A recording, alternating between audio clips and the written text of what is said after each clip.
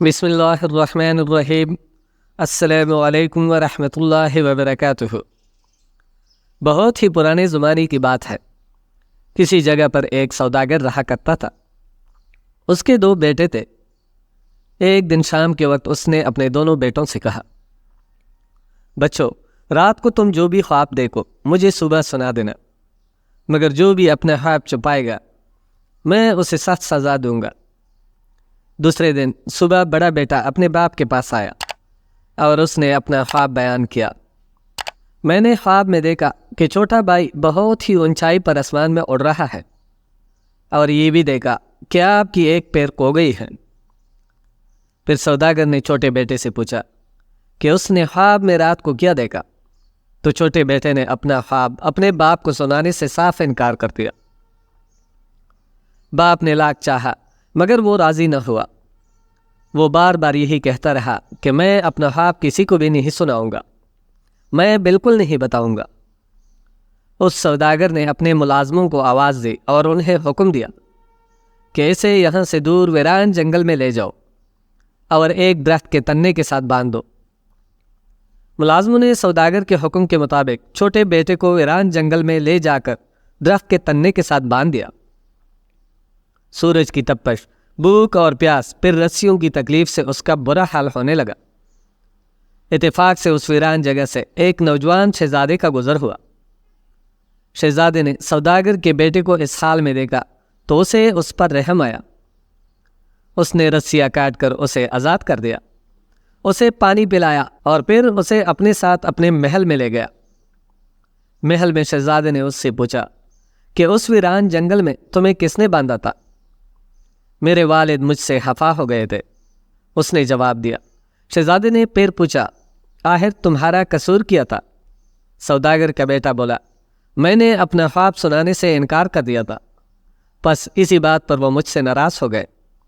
تمہارے والد بڑی ہی عجیب آدمی ہے، ذرا سی بات پر اتنی سخت سزا دی۔ آخر تمہیں خواب میں کیا دکھائی دیا؟ شہزادے نے پوچھا، یہ تو میں آپ کو بھی نہیں بتاؤں گا، سوداگر کے بیٹے نے جواب دیا۔ کیسے نہیں بتاؤ گے؟ میں تمہیں موت کے منہ سے چھڑوا کے لایا ہوں اور تم میرے ساتھ اس طرح سے پیش آ رہے ہو۔ جلدی سے اپنا خواب مجھے بتاؤ ورنہ تمہارے ساتھ بہت ہی برا ہوگا۔ شہزادے کو بہت غصہ آیا۔ میں نے یہ خواب اپنے والد کو بھی نہیں بتایا اور میں آپ کو بھی نہیں بتاؤں گا۔ سوداگر کا چھوٹا بیٹا اپنی بات پر اڑ گیا۔ چنانچہ شہزادے نے اسے کال کوٹری میں بند کرنے کا حکم دے دیا۔ 1 سال کا عرصہ گزر گیا۔ شہزادے نے شادی کرنے کا فیصلہ کیا اور دوسرے ملک کی شہزادی سے شادی کرنے کے لیے چل پڑا۔ شہزادے کی ایک چھوٹی بہن بھی تھی۔ ایک دن گھومتے گھومتے وہ کال کوٹڑی تک جا پہنچی۔ سوداگر کے چھوٹے بیٹے نے اسے کال کوٹڑی کے ایک سوراخ سے دیکھ لیا اور پھر چیخ چیخ کر کہنے لگا، شہزادی مجھ پر رحم کیجیے اور مجھے آزاد کر دیجیے، ہو سکتا ہے میں آپ کے کام آ جاؤں۔ مجھے پتہ ہے کہ آپ کا بھائی ایک ایسی سلطنت کی شہزادی سے شادی کرنا چاہتا ہے جو بہت ہی ظالم اور چلاک ہے۔ میری مدد کے بغیر وہ یہ شادی نہیں کر سکتا، اس کی جان چلی جائے گی۔ اس سے پہلے بھی بہت سے امیدوار شہزادی سے شادی کی بین چڑھ چکے ہیں۔ تم میرے بھائی کی مدد کرنے کی ذمہ داری قبول کرتے ہو؟ شہزادی نے پوچھا۔ میں ضرور مدد کرتا، مگر عقاب کے پر بندھے ہوئے ہیں، یعنی کہ میں قید ہوں۔ شہزادی نے فوراً اسے کال کوٹری سے آزاد کرنے کا حکم دیا۔ سوداگر کا بیٹا آزاد ہوتے ہی شہر چلا گیا اور اپنے نام اور شکل جیسے 12 لڑکے جمع کر لیے جو عمر اور قد میں بھی اس کے برابر تھے، اور ایسے لگتا تھا جیسے وہ سب کے سب بھائی ہو، یہاں تک کہ ان کی آواز، ان کے بال اور آنکھوں کا رنگ بھی ایک جیسا تھا۔ ان سب نے ایک جیسا لباس پہن رکھا تھا۔ پھر ایک جیسے گھوڑے لیے یوں 13 سوار سفر پر روانہ ہو گئے۔ ایک دن چلتے رہے، دوسرا دن بھی گزر گیا، تیسرے دن بھی سفر جاری رہا، اور چوتھے دن وہ ایک سنسان گھنے جنگل میں داخل ہوئے۔ انہیں ایک بہت ہی خوفناک چیز سنائی دی۔ بھائیوں رک جاؤ، میں ذرا دیکھ کر آؤں، یہ چیخ کس کی تھی؟ سوداگر کا بیٹا یہ کہہ کر گھوڑے سے اترا اور آواز کی طرف دوڑ لگا دی۔ دور سے اس نے دیکھا کہ 3 بوڑھے آپس میں لڑ رہے ہیں اور ایک دوسرے کو برا بلا کہہ رہے ہیں۔ السلام علیکم بزرگو، کیا بات ہو گئی؟ آپ آپس میں کیوں لڑ رہے ہیں؟ ارے نوجوان، ہمارے والد نے ورثے میں 3 جادو کی چیزیں چھوڑی تھی۔ ایک ٹوپی جس کا پہننے والا دوسروں کو دکھائی نہیں دیتا، دوسرا اڑنے والا قالین، اور تیسرا تیز چلنے والے جوتے۔ 70 سال سے ہم آپس میں لڑ رہے ہیں کہ کون کیا چیز لے گا، مگر آج تک فیصلہ نہیں کر پائے۔ ان میں سے ایک بوڑھے نے سوداگر کے بیٹے کو ساری تفصیل بتائی۔ اگر آپ مجھے اجازت دیں تو میں یہ چیزیں آپ تینوں میں تقسیم کر دوں، سوداگر کا بیٹا بولا۔ ہاں ضرور، ہم پر یہ مہربانی کر دو، تینوں ایک زبان ہو کر بولے۔ پھر سوداگر کے بیٹے نے اپنی کمان سنبھالی، اس میں تیر لگایا اور ایک طرف کو چھوڑ دیا، پھر دوسرا تیر لگایا اور دوسری طرف کو چھوڑ دیا، اور پھر تیسرا تیر تیسری طرف کو چھوڑ دیا۔ اس کے بعد ایک بوڑھے کو بائیں، دوسرے کو دائیں اور تیسرے کو سیدھا جانے کا حکم دیا، اور پھر ان سے کہا کہ جو بھی تیر پہلے لے کر آئے گا اسے جادو کی ٹوپی، اور دوسرے نمبر پر لے کر آنے والے کو اڑنے والا قالین، اور تیسرے نمبر پر آنے والے کو تیز چلنے والے جوتے ملیں گے۔ سوداگر کے بیٹے نے فیصلہ کر دیا۔ تینوں بوڑھے تیروں کی تلاش میں بھاگ نکلے۔ سوداگر کے بیٹے نے ساری جادو کی چیزیں جمع کی اور پھر اپنے ہمشکلوں کے پاس پہنچا۔ اس نے ان سب سے کہا کہ اپنے اپنے گھوڑوں کو آزاد کر دو اور میرے ساتھ اس قالین پر بیٹھ جاؤ۔ پھر وہ سب اسی قالین پر بیٹھ گئے اور اس شہزادی کی سلطنت کی طرف اڑنے لگے جس سے شہزادہ شادی کرنا چاہتا تھا۔ اڑتے اڑتے 13 ہمشکل شہر کے دروازے تک جا پہنچے جہاں شہزادہ موجود تھا۔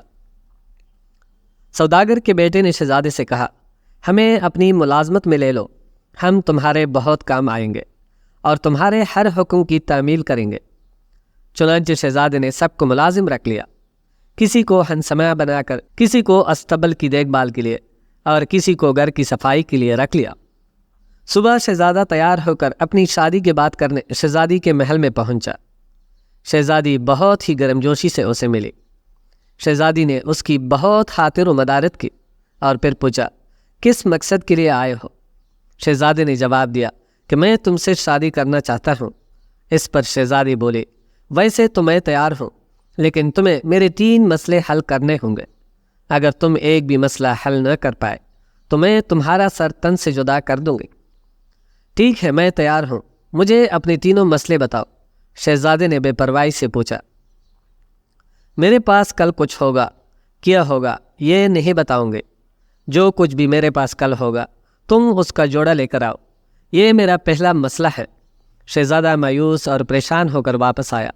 جب سوداگر کے بیٹے نے دیکھا تو اس نے پوچھا، کیوں پریشان ہو؟ شہزادے نے سب کچھ بیان کیا۔ اس پر سوداگر کا بیٹا بولا، آپ پریشان نہ ہو، سب کچھ ٹھیک ہو جائے گا۔ صبح کے ارادے شام کے ارادوں سے بہتر ہوتے ہیں۔ سوداگر کے بیٹی کی بات سن کر شہزادہ آرام کرنے چلا گیا۔ پھر سوداگر کے بیٹے نے جادو کی ٹوپی اپنے سر پر رکھی اور تیز چلنے والے جوتے پہنے اور شہزادی کی خوابگاہ میں داخل ہو گیا۔ اب وہ سب کچھ دیکھ سکتا تھا مگر اسے کوئی بھی نہیں دیکھ سکتا تھا۔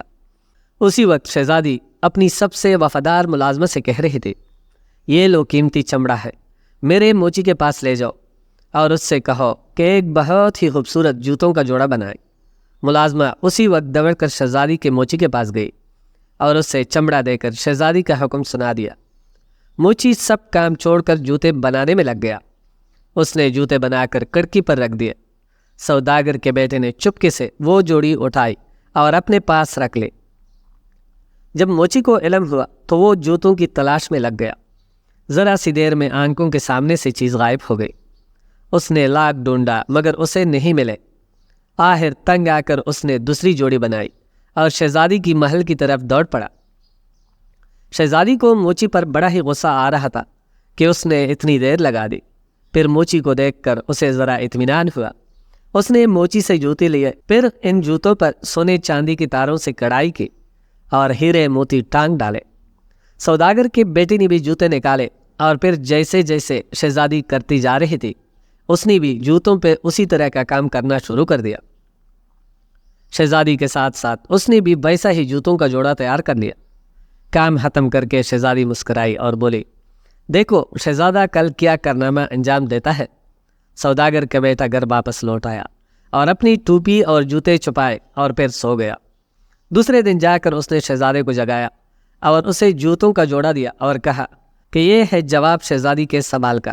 شہزادہ نہا دھو کر اچھے کپڑے پہن کر شہزادی کے محل میں پہنچا۔ محل میں پہلے سے ہی تمام مہمان جمع تھے اور شہزادے کے آنے کا انتظار کر رہے تھے۔ جیسے ہی شہزادہ محل میں پہنچا، تمام لوگ اپنی جگہ سے اٹھ کر کھڑے ہو گئے۔ شہزادی نے ایک جوتا نکالا جو کہ قیمتی جواہرات سے جگمگا رہا تھا۔ اس نے جوتا پیروں میں پہنا اور پھر مسکرا کر شہزادے سے کہنے لگی، کیا خیال ہے شہزادے؟ آپ کا جوتا بہت ہی خوبصورت ہے، ہاں مگر جوڑی نہیں ہے، صرف ایک ہی ہے، لہٰذا بیکار ہے۔ لگتا ہے مجھے یہ جوڑا آپ کو تحفے میں دینا پڑے گا۔ یہ کہہ کر شہزادے نے ویسے ہی دوسرا جوڑا نکال کے شہزادی کو پیش کر دیا۔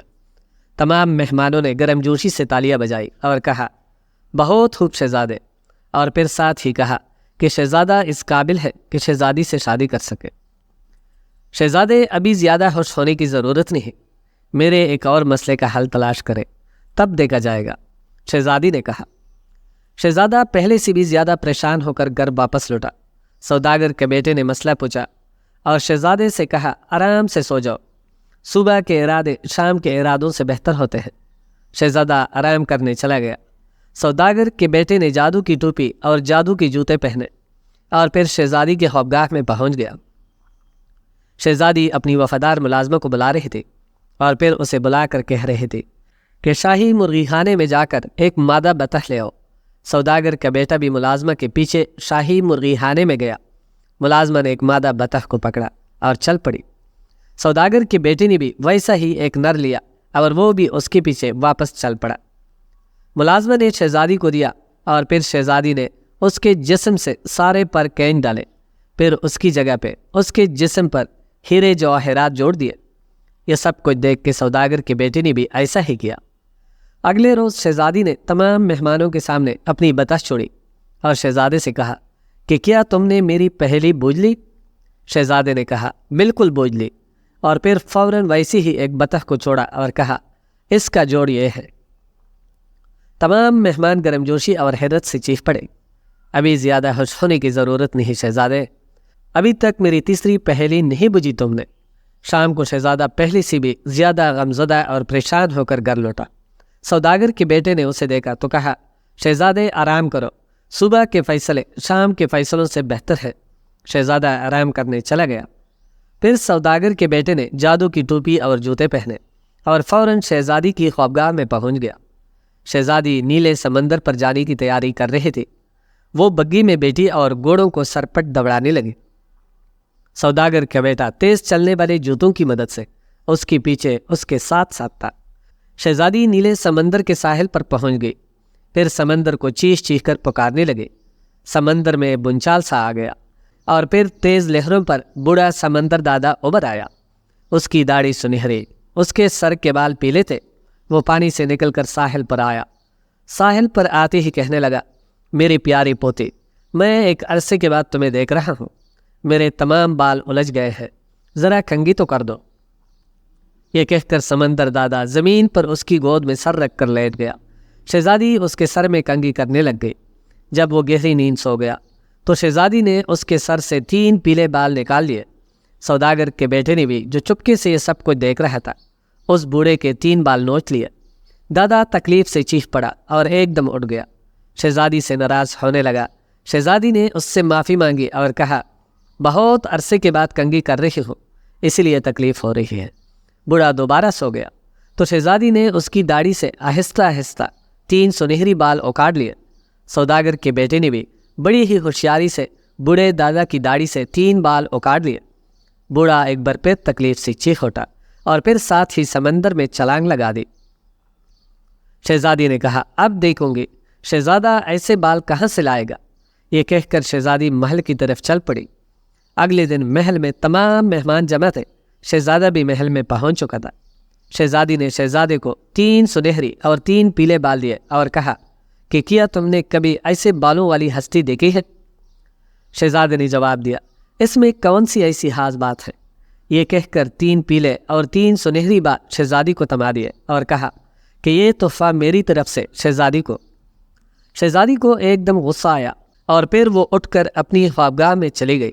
اس نے اپنی جادو کی کتاب نکالی اور اس میں دیکھنے لگی کہ تمام پہیلیاں شہزادے نے خود بجھی ہے یا پھر اس کی کسی نے مدد کی ہے۔ کتاب میں اس نے دیکھا کہ تمام پہیلیاں بجھنے میں شہزادے کے ملازم سوداگر کے بیٹے نے اس کی مدد کی ہے۔ پھر وہ واپس آئی اور کہنے لگی، اپنے سب سے قریبی ملازم کو میرے پاس بھیجو۔ قریبی ملازم تو میرے 13 ہے، شہزادے نے کہا۔ اسے بھیجو جو سوداگر کا بیٹا ہے، شہزادی نے جواب دیا۔ وہ سب کے سب ہی سوداگروں کے بیٹے ہیں، شہزادے نے کہا۔ اچھا، اگر ایسا ہے تو سب کو یہاں پر بلواؤ، میں تمہاری مدد کے بغیر ہی اصل کو پکڑ لوں گی، شہزادی نے حکم دیا۔ چنانچہ شہزادے کے سب ملازم محل میں حاضر ہو گئے۔ تم میں سے کون بڑا ہے؟ شہزادی نے ان سے سوال کیا۔ میں بڑا ہوں، میں بڑا ہوں، سب نے یک زبان ہو کر کہا۔ شہزادی نے محسوس کیا کہ اس کے مسئلے کا حل آسان نہیں۔ اس نے حکم دیا کہ ان سب کو شربت پلاؤ۔ 12 عام گلاسوں میں شربت لایا گیا، لیکن 13واں گلاس سونے کا تھا۔ انہیں جب شربت پیش کیا گیا تو وہ سب کے سب سونے کے گلاس پر ٹوٹ پڑے۔ سب نے کہا کہ میں اس گلاس میں پیوں گا، لیکن ان میں سے کوئی بھی اس گلاس میں نہ پی سکا اور سارا شربت گر گیا۔ شہزادی نے سوچا کہ اس طرح تو وہ اصل ملازم کا پتہ کبھی بھی نہیں لگا سکے گی، لہٰذا اس نے حکم دیا کہ تمام ملازموں کو خوب اچھی طرح کھانا کھلایا جائے اور ان کا محل میں سونے کا انتظام کیا جائے۔ رات کو جب وہ ہم شکل اچھی طرح کھانا کھا چکے اور گہری نیند سو گئے تو شہزادی نے اپنی جادو کی کتاب کی مدد سے اصل سوداگر کے بیٹے کا پتہ لگا لیا اور اس کی ایک قلم کے بعد کن پٹی سے کاٹ دی تاکہ صبح اسے پھانسی دی جا سکے۔ صبح جب سوداگر کا بیٹا اٹھا تو اس نے آئینے میں جب اپنی شکل دیکھی تو اس کی ایک قلم کٹی ہوئی تھی۔ پھر اس نے اپنے تمام ہم شکلوں کو جگایا اور کہا، جلدی سے وہ اپنی وہی والی قلم کاٹ دے جو اس کی کٹی ہوئی ہے۔ تھوڑی دیر بعد شہزادی کمرے میں آئی اور اس نے دیکھا کہ سب کی قلمیں صاف ہیں۔ وہ بڑی ہی مایوس ہوئی اور پھر جادو کی کتاب کو اس نے آگ میں پھینک دیا۔ اب اس کے پاس سوائے اس کے کہ شہزادے سے شادی کرے کوئی اور راستہ تھا نہیں۔ پھر ان دونوں کی شادی خوب دھوم دھام سے ہوئی۔ تینوں دن محل میں خوب تیاریاں کی گئی۔ جب سب دعوتیں ختم ہوئی تو شہزادے نے اپنی دلہن کے ساتھ اپنے ملک جانے کا ارادہ کیا۔ اس نے اپنے ملازموں کو پہلے روانہ کیا۔ 13 ہم شکل شہر سے باہر آتے ہی قلین پر بیٹھے اور اڑنے لگے۔ وہ جنگل میں اسی جگہ پر پہنچے جہاں پر انہوں نے اپنے گھوڑے چھوڑے تھے۔ زمین پر اترتے ہی سوداگر کے بیٹے نے اپنے ساتھیوں سے کہا کہ سب اپنے گھوڑے ایک جگہ پر لے آئیں، میں ابھی آتا ہوں۔ یہ کہہ کر وہ جنگل میں اس جگہ پر پہنچا جہاں پہ اسے تینوں جادو کی چیزیں ملی تھی۔ ابھی وہ وہاں پر پہنچ آیا تھا کہ ایک طرف سے ایک بوڑھے کو دوڑتے آتے ہوئے دیکھا۔ سوداگر کے بیٹے نے اسے اڑنے والا قلین دیا۔ تھوڑی دیر کے بعد دوسرا بوڑھا دوڑتا ہوا آیا، اسے جادو کی ٹوپی دی، پھر آخر میں آنے والے کو تیز چلنے والے جوتے دے دیے۔ جب سوداگر کا بیٹا اپنے ساتھیوں کی جانب واپس آیا تو سب ساتھی گھوڑوں پر تیار ہو چکے تھے۔ اس کا بھی گھوڑا تیار تھا۔ پھر وہ واپس اپنے ملک کی طرف چل پڑے۔ وہ سیدھا شہزادی کی خدمت میں حاضر ہوا اور اسے تمام قصہ سنا دیا۔ شہزادی بہت خوش ہوئی کہ اس کے بھائی نے شادی کر لی ہے۔ شہزادی نے سوداگر کے بیٹے سے پوچھا کہ اس کام کا تمہیں کیا انعام دیا جائے؟ اس نے جواب دیا کہ مجھے دوبارہ کال کوٹڑی میں بند کر دیا جائے۔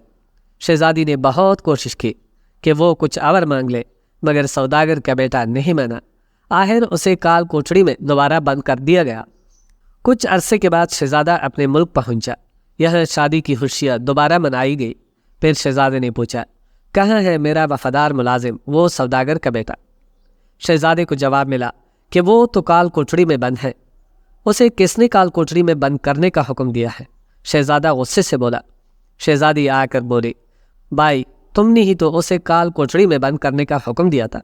تمہیں یاد ہے کہ اس نے تمہیں اپنا خواب سنانے سے انکار کیا تھا، پھر تم اس سے خفا ہوئے اور تم نے اسے کال کوٹڑی میں بند کروا دیا۔ کیا یہ وہی ہے؟ شہزادے نے حیرت سے پوچھا۔ ہاں بالکل، یہ وہی ہے۔ تمہاری مدد کے لیے وقتی طور پر میں نے اسے چھوڑا تھا، شہزادی نے جواب دیا۔